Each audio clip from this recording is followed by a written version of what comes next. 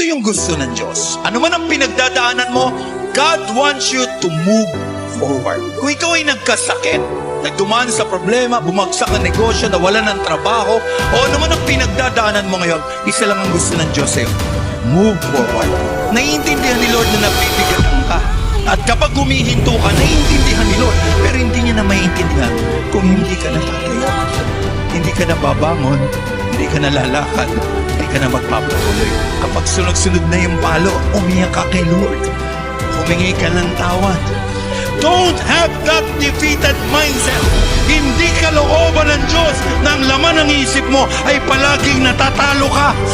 Ang kalooban ng Diyos, anak ka niya at mananalo ka at pagpapalain ka ng Diyos at may inihanda siyang mabuti para sa iyo. You are not born defeated. You are born a winner. Hindi ka pinanganak para matalo. Pinanganak ka para magtagumpay sa harapan ng atin. No! We are more than conquerors through Him. Lakas! Jesus Christ will love us. Maraming bigat, dala-dala tayo.